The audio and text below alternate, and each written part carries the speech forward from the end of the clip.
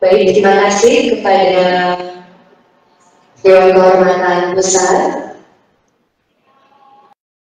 Baik, kita ke acara sesi selanjutnya.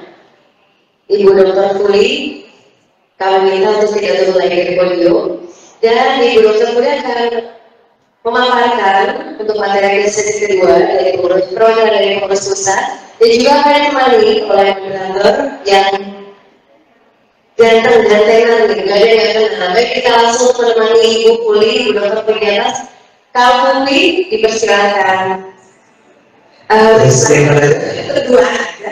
Berdua saja kan? Jadi ada yang nggak sama Pak Bus. Iya, izin duduk di depan. Insya Allah.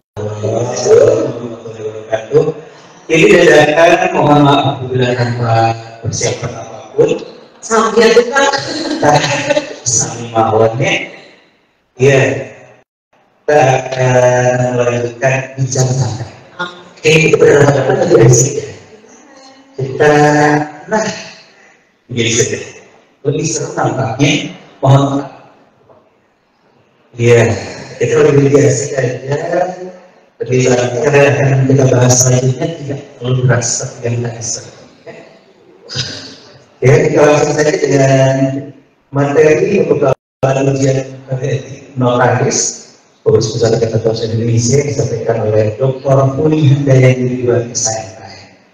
Ini kita nggak usah perkenalkan lagi, karena dari awal sedang memandu acara. Ini luar biasa, salah satu narasumber yang cantik.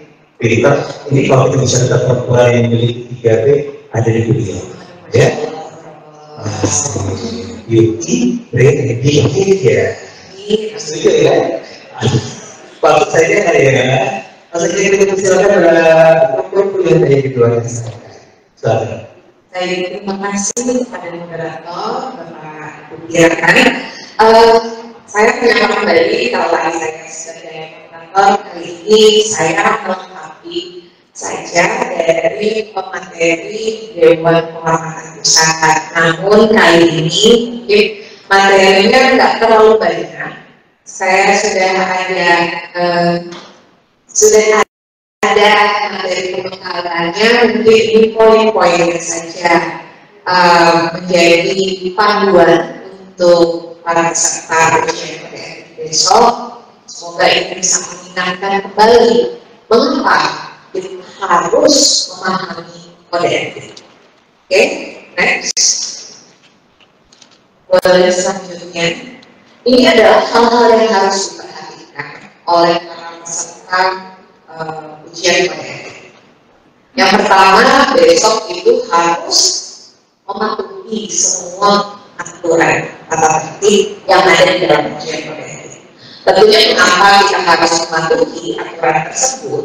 Karena kita ini adalah akan menjadi seorang pejabat umum. Pejabat umum itu punya martabat, punya etika, punya sopan santun, punya tata tertib.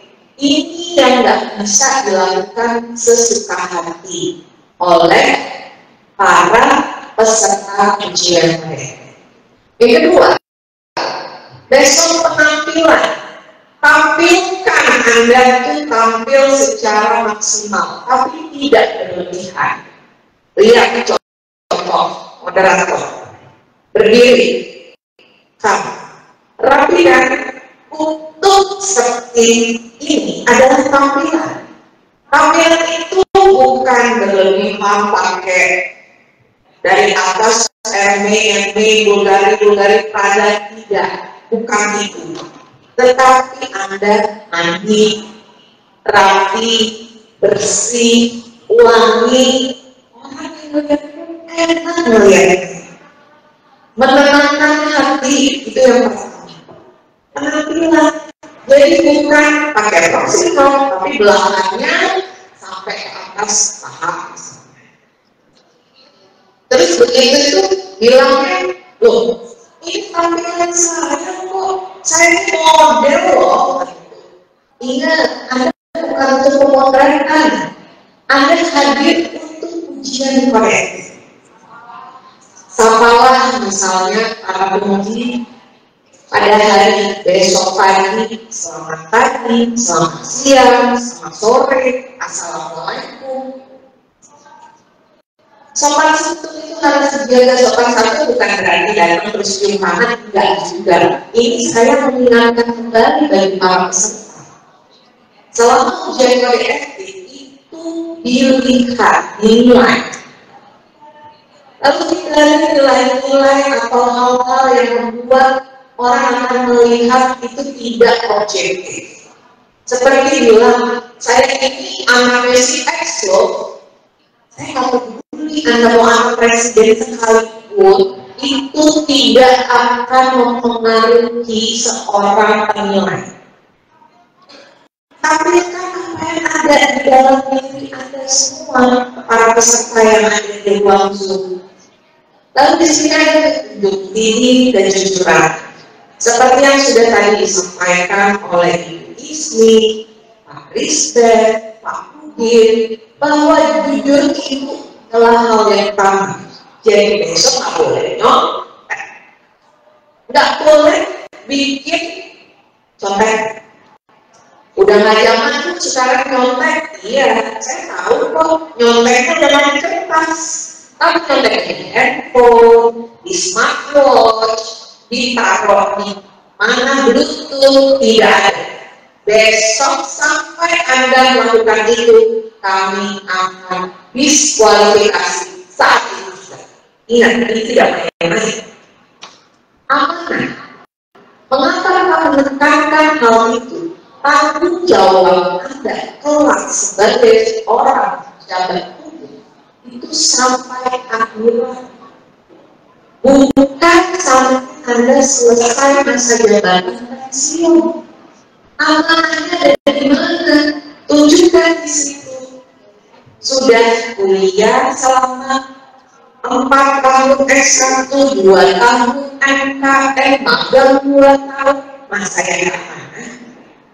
Mau cari instan, nggak bisa, bro.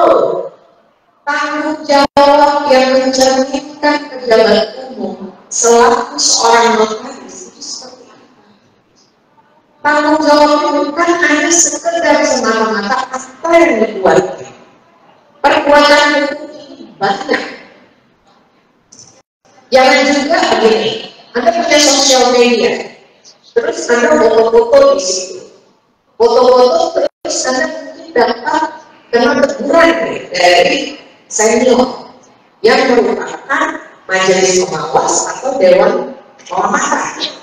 Terus Anda bilang begini, suka-suka gue loh, ini sosmed gue. Nggak ada, begitu sudah jadi notaris, itu merupakan bagian dari kehidupan kita. Bukan, oh jahil banget ya jadi notaris, memang. Karena seorang pejabat umum dan tidak main-main, kita diangkat oleh menteri. Jadi tidak bisa bilang ini adalah ranah privat, ranah pribadi. Nggak boleh orang itu mengkritik saya dan lain-lain. Tidak. Lalu ada nilai-nilai ukur seorang notaris. Tadi sudah disampaikan oleh Dewan Kehormatan bagaimana seorang notaris itu mulai dari zaman abad ke-berapa? Coba dilihat lagi sejarahnya. Dari Christopher Columbus menemukan dalam perjalanan itu